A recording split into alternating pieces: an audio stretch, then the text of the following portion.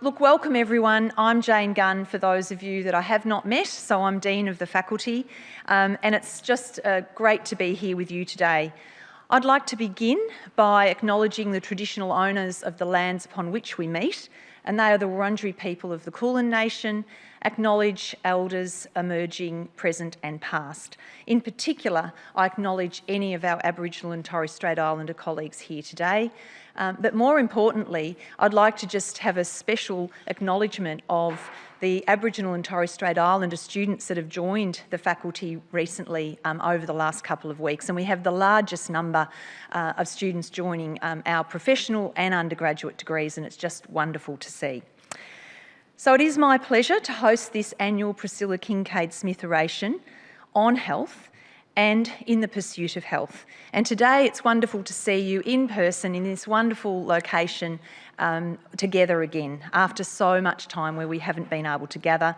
And it's, I think, very fitting that it's in the old quad, which I think you'll agree it's turned out to be a very beautiful setting for these sorts of events.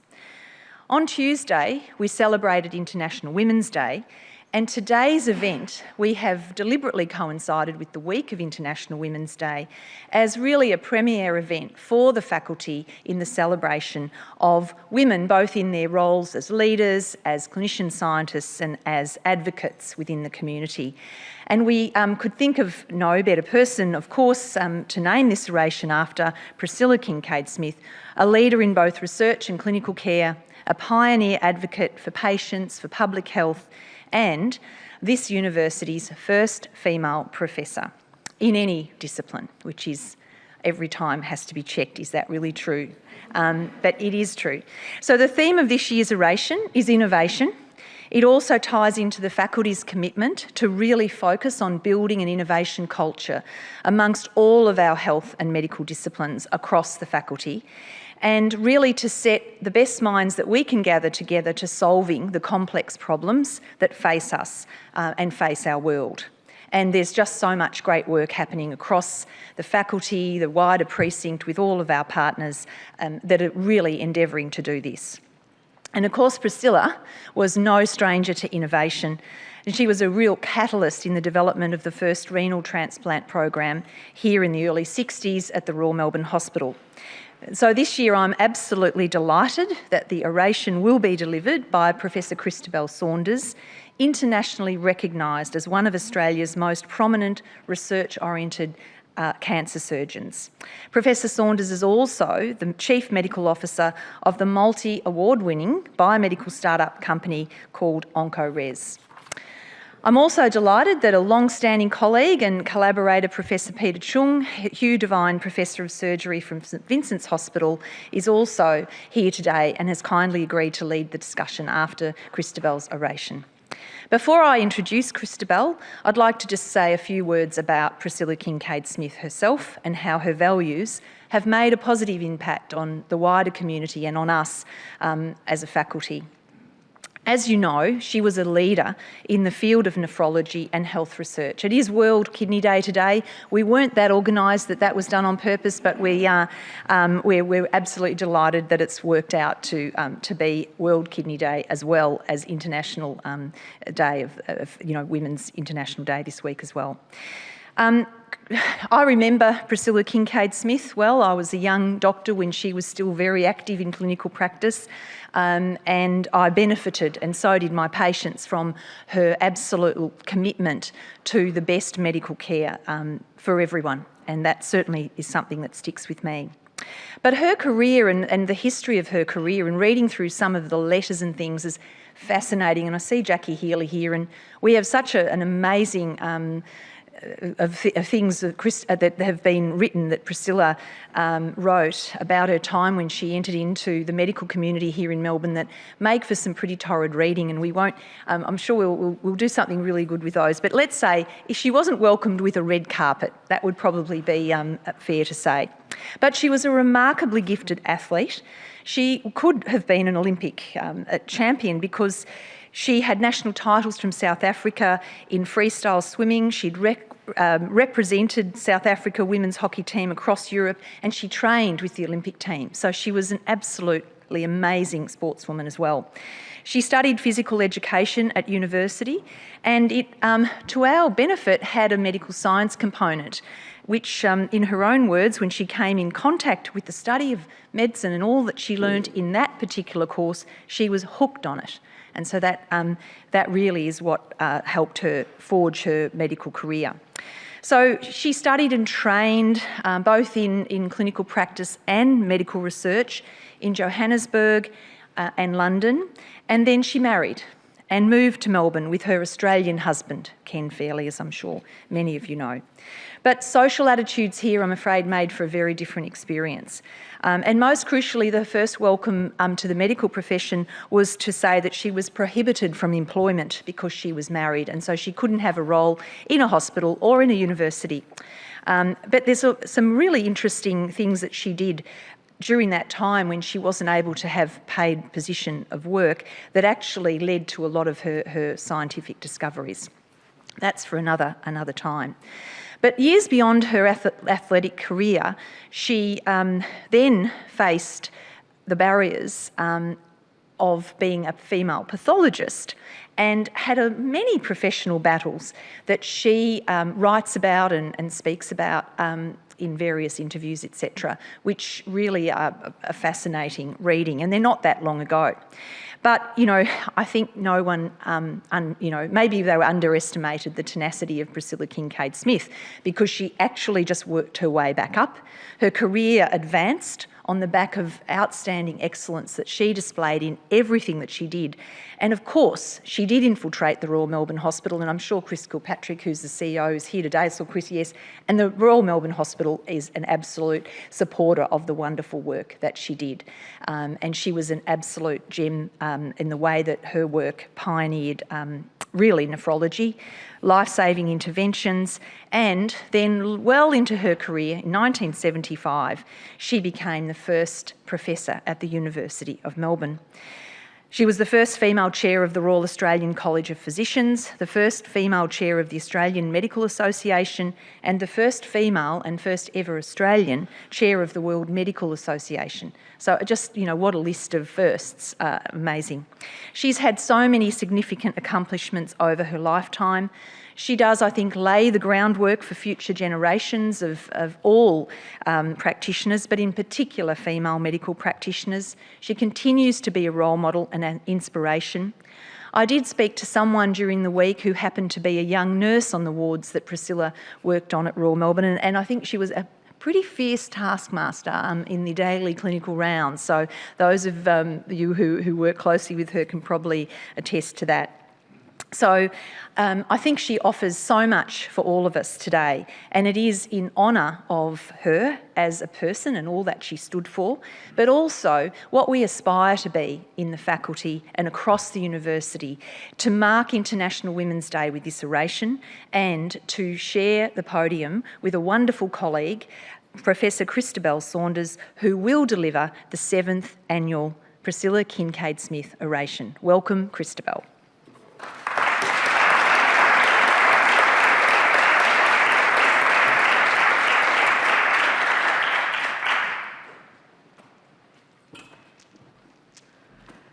Well, thank you, Jane, and thank you to the audience for coming out on this beautiful Melbourne afternoon.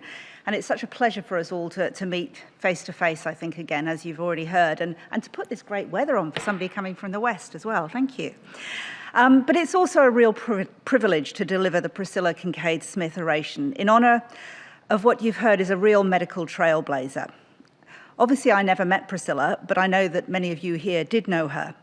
And clearly, she was a woman of formidable talents who not only excelled as a leader in medicine, in teaching, and in research, but she actually put that research into practice to improve lives by advocating for changes in policy and changes in legislation. As I say, a real trailblazer. However, when you think about it, being a trailblazer is actually quite a difficult and unusual thing. I think most of us, and myself included, have to be content with sort of ploughing a little deeper the furrows made by those few, you know, chipping away at new knowledge. However, I do believe that also contributes to medical innovation, to better human health and well-being.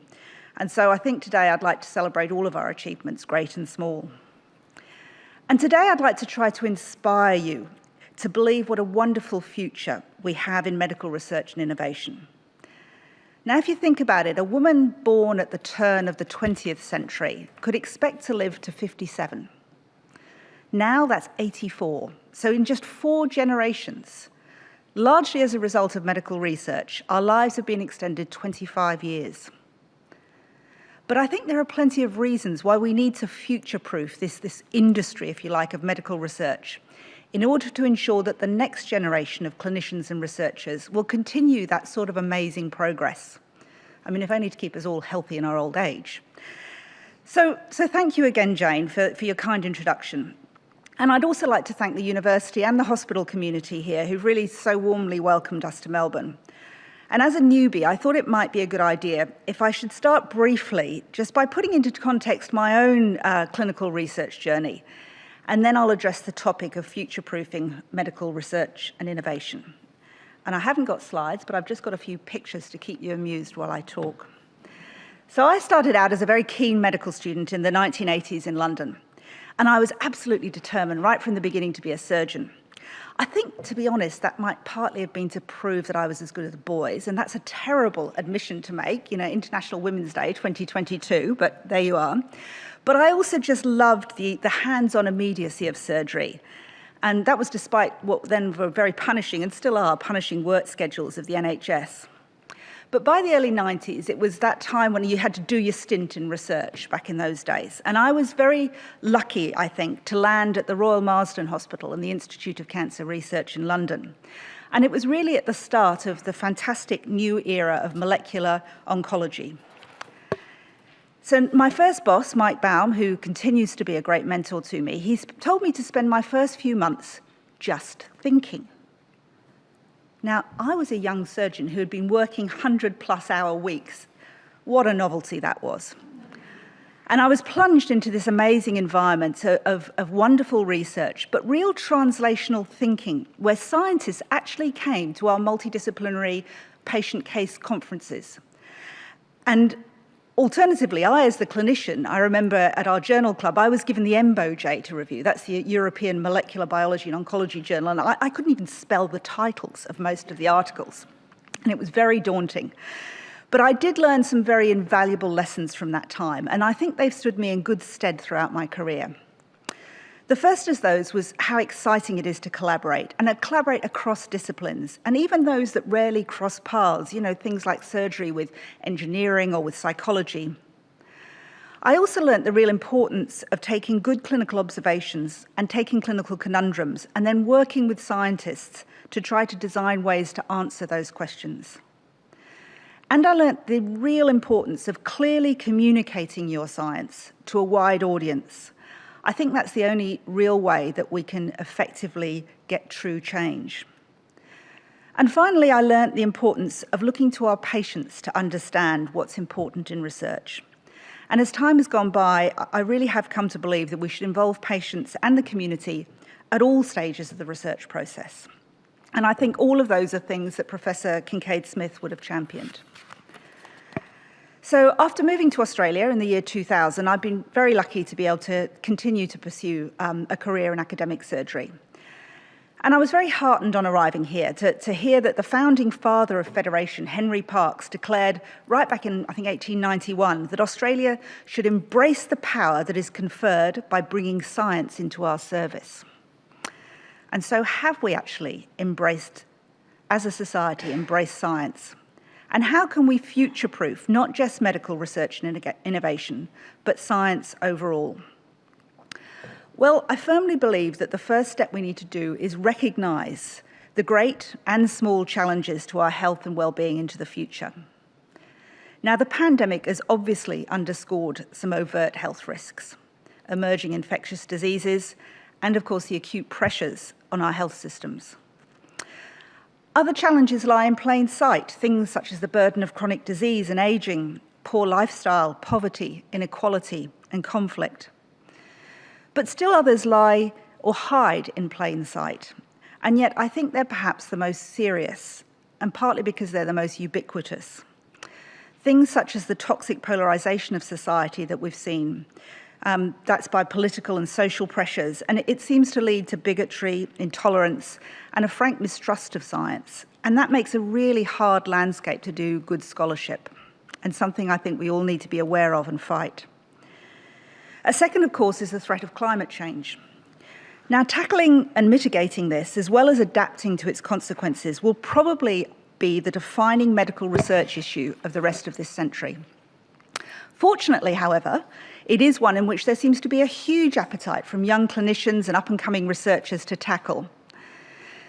The last decade, 2010 to 2020, has been described as the lost decade for action on climate change by the health sector, but I predict that this is about to change dramatically. So, how do we meet these challenges to future-proof research and innovation? And I've got a few ideas that I hope I'll be able to share. So first, I think each of us needs to ensure that the whole community realise that science and innovation are part of everything we do, everything we have, and in fact, are our future. That huge technological developments we enjoy are not just there as an academic pursuit of knowledge, but they inform our everyday lives and even enable all of our social connections. So we need to champion medical science at every level. We should engage school children, politicians, industry leaders. We should inspire them with our vision and passion for medical research, but back that up by the evidence to show how it changes lives. Now, in my field of surgical research, that can sometimes be a bit of a challenge. The editor of The Lancet once famously penned a commentary entitled "Surgical Research or Comic Opera." So I feel myself and Peter Chung may have further to go on communicating our research agenda than some of you, but we will try. Second, I think we need to understand that good science is rarely done in isolation. We need to cooperate, and often across disciplines, across geographies. And this includes not just within ourselves, with industry and with the community. We can only transform if we innovate, and innovation often comes at those edges and those transections of disciplines. That's where really exciting advances often happen. However, to do this does need investment, and in the last decade there has been a 10% decline in real terms in spending on research and innovation in Australia, and business expenditure on R&D has fallen 30%, and that was before the pandemic. So we need to advocate. Why don't we advocate for at least 3% of our GDP going to R&D by 2030? Why not? Why don't we get government to develop a charter for research infrastructure? There is an election coming up. They might be good election promises. So we need leaders, I think, in medical science who acknowledge the constraints that we work under, but really seize the opportunities when we see them. A third thing I'd like to think we need to do is to be patient and humble. As I said at the beginning, we'd all like to blaze a trail, like Priscilla Kincaid-Smith, but ploughing a patient furrow will also get the job done. And coupling this with mutual respect and kindness provides that culture to enable us to do good work. When I started at the Royal Melbourne Hospital, I was struck with those values you have up on the wall, Chris. People first, lead with kindness, and excellence together. Great values, but I think there is still one thing that does nag me, and even in this sort of incredibly egalitarian society like Australia, we still have huge disparities and inequities in health. For example, in my discipline of cancer, the mortality gap between First Nation Australians and other Australians is actually widening, not narrowing. So I hope that this will also be a priority for future medical research. Another really important step in our future-proofing mission is to nurture creativity, curiosity, and persistence in our junior doctors and young scientists. For them, if you think about it, it often seems an impossible, far-off task getting those great ideas they have to actually change medical practice or human health. So we need to develop research opportunities and pathways. I don't know, maybe rostering research time into their working hours, ensuring they're exposed to mentors who will not only inspire but also foster them. Now, there are some wonderful local programs like MacTrack that are doing this, but we could probably do more.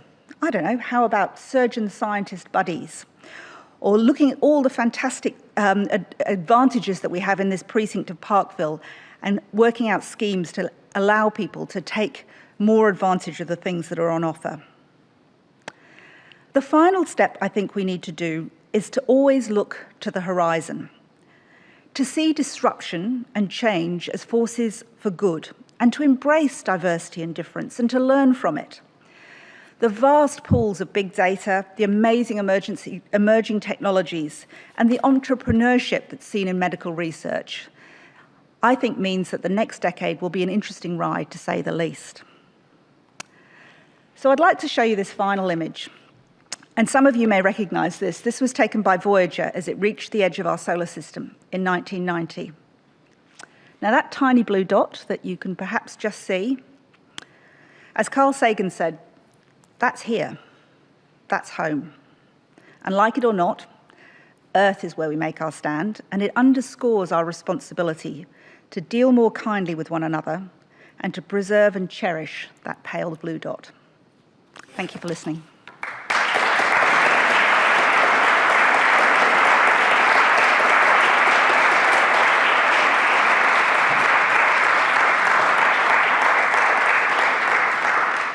Thank you, Christobel, and what an amazing oration that was, and to end with that wonderful picture that really shows us our place in the universe is definitely a great way to end. I now would like to introduce Professor Peter Chung, who is going to lead a discussion on innovation.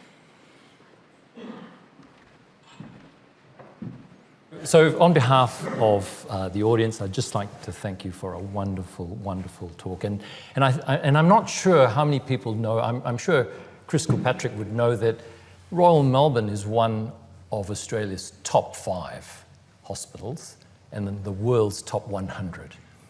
And it is only appropriate that we get one of Australia's best surgeons, leading surgeons, to be part of this and to join the community here.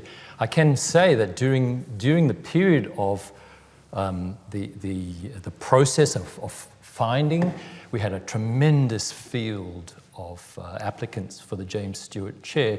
And I did pick up the phone and speak to Christobel, and I said, Christobel, I only have one thing to say to you before I can sleep tonight. And that you have to consider this position. And I know you've got everything and there's probably nothing we can offer you, but we've got to get you here. And so the rest is history. I think the audience would like to sneak under the covers a little bit and just have a wee peek at Christobel Saunders in terms of, you know, you've been to some of the best institutions in Europe, in London. Why Australia? What brought you here, drove you here, attracted you here? That's not a very difficult thing, really. Well, maybe, I don't know. I was before I came here, I was a consultant and a senior lecturer at University College in London, in the Middlesex Hospital. And, you know, I was on that trajectory of a clinical academic and I needed to take the next step up. And at the time, my family quite wanted to move here to Australia. Tom, my son, was 5, ideal time to come to school here. So it wasn't much more complicated than that, really. I came over here and I just came to a normal job at first at Royal Perth Hospital. But I think within a month or so, I put my hand up and I said, can I be an associate professor, please? And then I think I was appointed at the end of 2002 as a professor at the UWA, the first, I think possibly the first female chair in this country in surgery, as far as I know. And at the time, even at UWA at that time, I remember them getting the female professors together, and I think there were probably 6 of us in a room. It's more now. So that's really how it happened. And about 10 or maybe 15 years ago, I went over to UWA and we had to review the Department of Surgery and to see what it was about. And at that time already, you had started to build one of the most not only fascinating but broad-reaching programs of research. Can you just explain to us what you did to bring together what is a very multidisciplinary and broad-spectrum approach to the area of oncology? So it's funny, often people say, what do you do? And nearly everybody that I look after has got breast cancer. So it's a very specific thing, really. And I do remember one GP once calling me a one-horse pony, because that was the only thing I was interested in. But actually, I think breast cancer is a really good example where you can do research across the entire research continuum. You know, whether that be looking at different at times of the disease trajectory, right from prevention all the way to end-of-life care, but also from basic science to epidemiological studies, right through to clinical trials, supportive care, and I'm very interested now in health outcomes research. And I think I've always been a bit of a magpie, and I also have always said yes to lots of things. You know, you put your hand up and you say, oh yes, I'll do that, or yes, I think I know somebody who can help you do that. And that's what I love doing. And so I've got a very broad research portfolio, but it's great to have breast cancer as a focus, and now it's wider. And another thing I have to say, Peter, is in the breast cancer community, I know last year's oration, Sharon spoke about advocacy and talked a lot about the HIV community. And it's interesting because I often talk about how the breast cancer advocacy movement actually came out of that. But the consumer movement and the advocacy to have better treatment, to have better research, has been very strong in breast cancer. So that's been great because there's this big, wide community allowing us to do exciting research. And when I started my career, when I first went to the Royal Marsden in, I think, 1991, survival from breast cancer was 74%, which meant that over 25% of women would die of breast cancer within 5 years or so. It's now up to over 93%.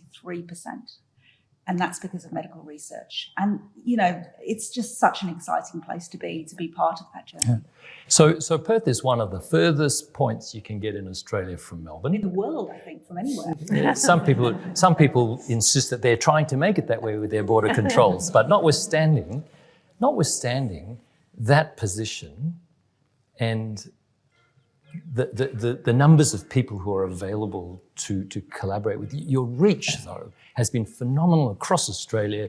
The numbers of institutions you've been able to deal with, the consumer advocacy groups you've been involved with. How did you go about doing that from what would have been at the start a fairly isolated position? Well, I had a very good partner who's sitting at the back who looked after the home fires. Well, I travelled a lot. I spent a lot of time on planes, so I'm very happy to be here and not do that anymore.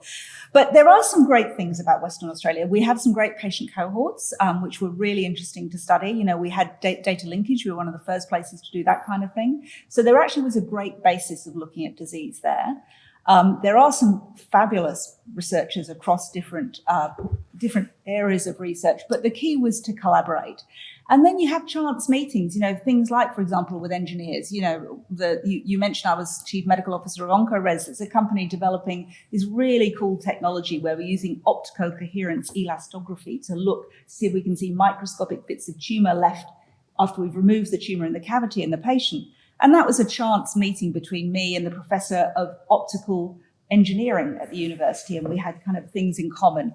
So I think you just got to wherever you go, you put yourself out there, you're interested, you say yes a lot, and good things can happen. So for the leaders and the research leaders in the audience here, what would you tell them about the barriers that you face in research and how they can help build a structure around those barriers to allow their students, their colleagues, their cohorts to climb that?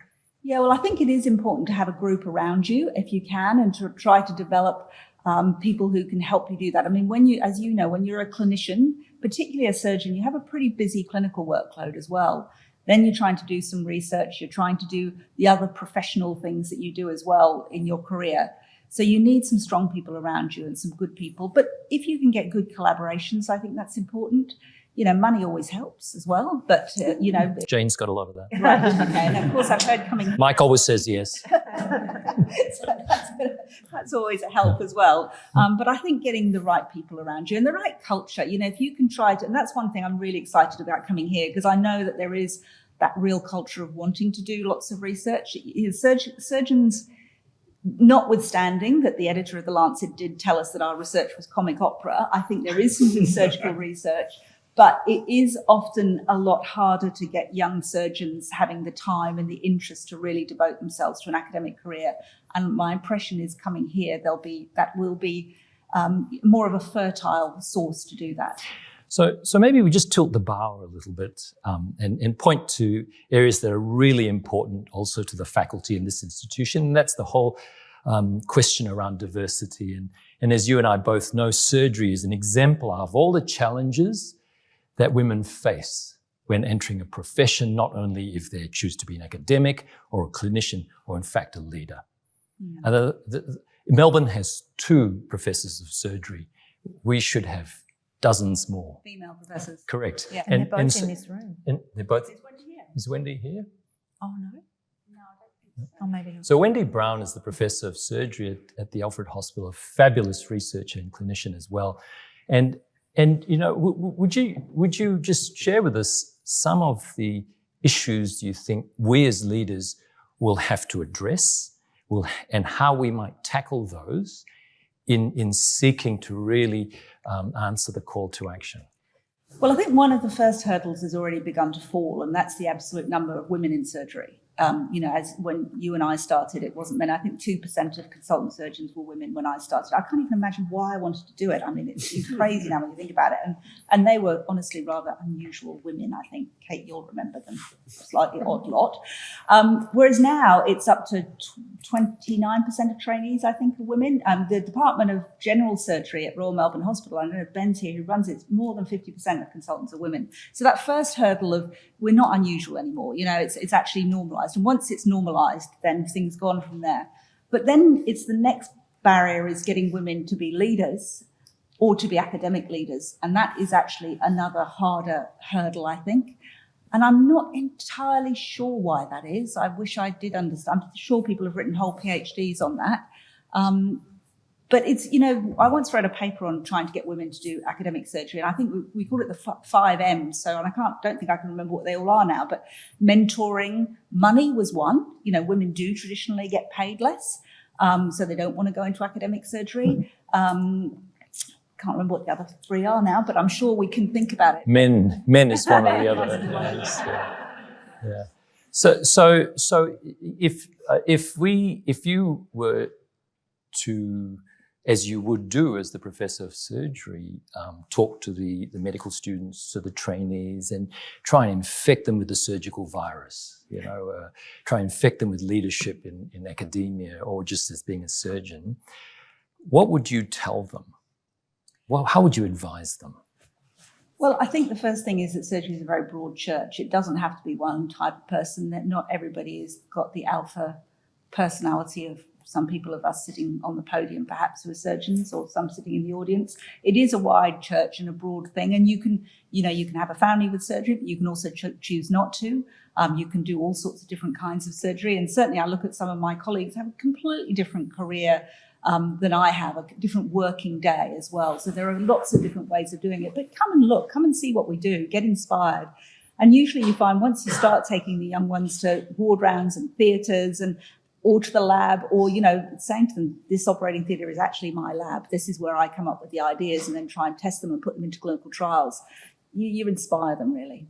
Yeah, I was talking to a fellow recently who asked me what the value of the Department of Surgery was, because it's only research.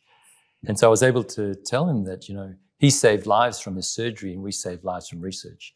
And I think, you know, all of us have jobs to do. And I recognize from the tome that you call your CV, which is, you know, boxes full, that you lead in a most amazing, your reach is amazing. And I'm not sure if anyone here knows the time you spent with Bhutan, with the communities in South America, in fact, being regarded by the Cubans as a comrade. But perhaps tell us a little bit about your experience with Bhutan and the advisory role you've had there. And in fact, Christobel has a PhD who's finishing now from Bhutan, and will hope to go back and do some work in terms of palliative care. Perhaps share that with us. So Bhutan's an interesting country. I mean, I first went there on holiday, to be honest. And then it was one of those chance findings. I'd come back and I was doing a breast clinic at Charles Gardner Hospital, and this lady came in with lactational abscess after delivering a baby. And she had a name that was clearly Bhutanese, because they only have about 10 first names, and they're interchangeable between men and women. So I can't remember what her first name is. Anyway, she had clearly a Bhutanese name. So I said, oh, you must be from Bhutan. She said, gosh, how do you know about that? So we started talking, and I said I'd been there. And as things that have it, there's actually a very strong Bhutanese community, particularly in Perth, in fact. The first, the Chancellor of the university there did his teacher training in Perth. The first schoolboys to ever leave Bhutan in the late 1950s came to Perth. So there's a very strong culture. Lots of their young people come over to do master's training at the universities there.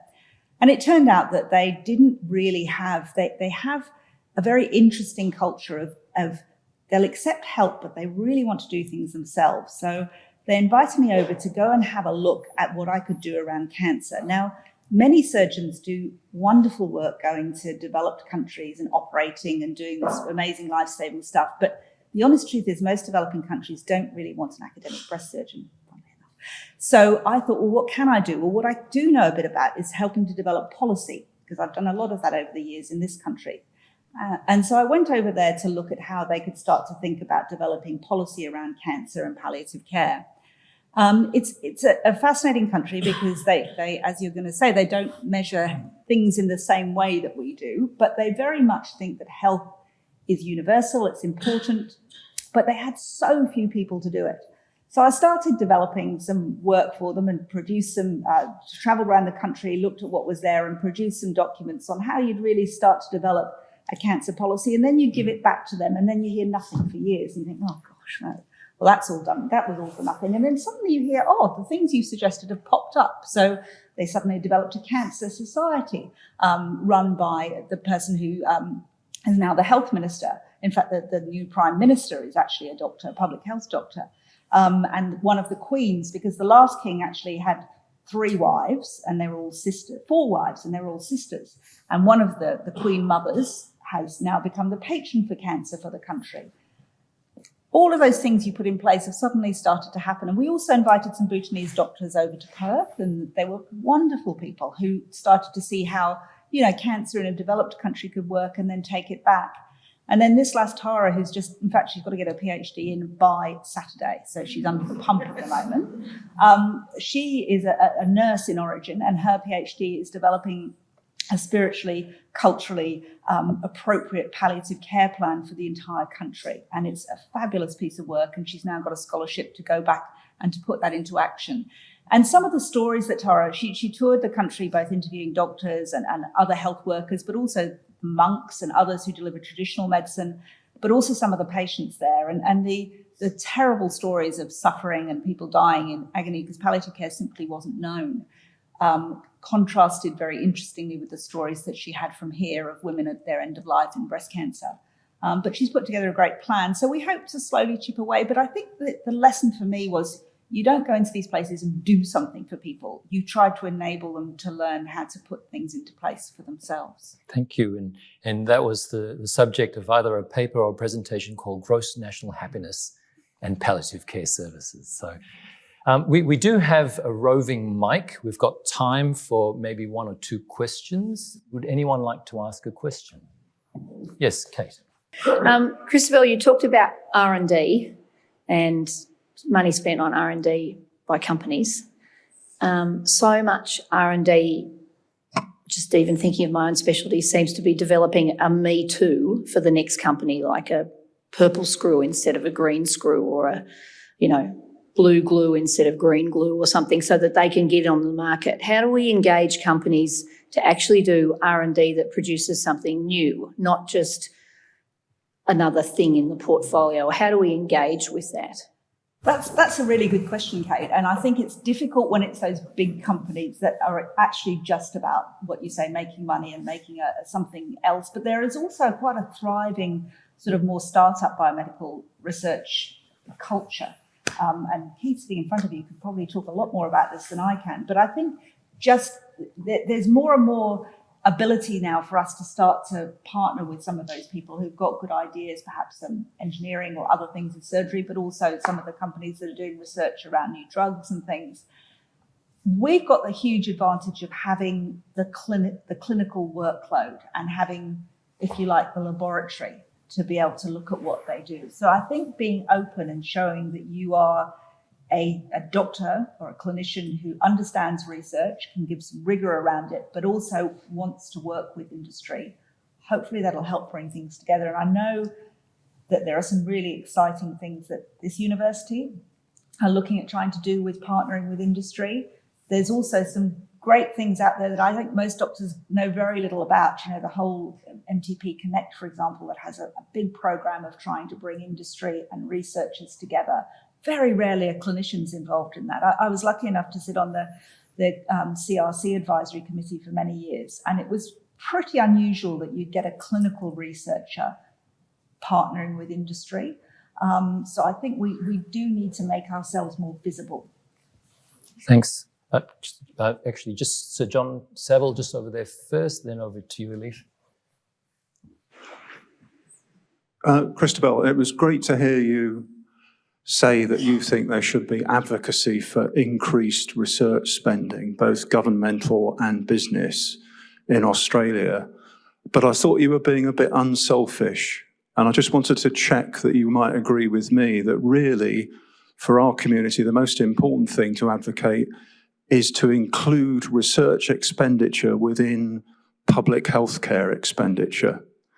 I was chief scientist in Scotland. The chief scientist office was set up in 1965 to spend 0.5% of the NHS budget, and tremendous things like obstetric ultrasound, CT scanning for coronary artery disease, and the data that led to the smoking ban were all generated from that budget. So what about advocating for research as a crucial part of the service? Well, interestingly, it is written in. I mean, the budgets that we get at state level from federal government, I think I'm right in saying 6% should be towards research and education, but it's invisible at the moment. So maybe it's more making that 6% of what goes to healthcare more visible. I think it's 6%. I know a lot of it gets swallowed up in research offices within the hospitals, ethics offices, etc. But it's never, as far as I can tell, it's never been proportioned off. And yet, on the other hand, if you look at academia generally, there's also a huge commitment by our hospital and healthcare systems to, for example, teaching and training that doesn't get paid for by any other means. So I think it's almost a bit both ways, and maybe it's unpicking it a bit to see how we could do that better. But I agree with you. I think there's a huge ability to invest more in the current clinical systems in enhancing research within those. There's so many people who have good ideas within the hospitals, but they've got no way of enacting those. Perhaps the last question from Professor Kincaid, just up here. I actually first heard about your work at one of those MTP Connect podcasts. And I guess my question's about, what were some of the challenges that you faced commercialising your ideas, and also, how satisfying it must have been, and, where you're at about, is it ResMed? Is that what it's called? Well, I think the key was back in, I think it was 2015 when we decided to spin off to become a commercial company from the university. The challenges then, and we were lucky enough to raise money from Brandon Capital and others, and we've just gone through another round of capital raising, and I heard last night we've just raised another 10.2 million. I mean, these numbers are just amazing to me. But I think that's, it's so different from our research, what we can do.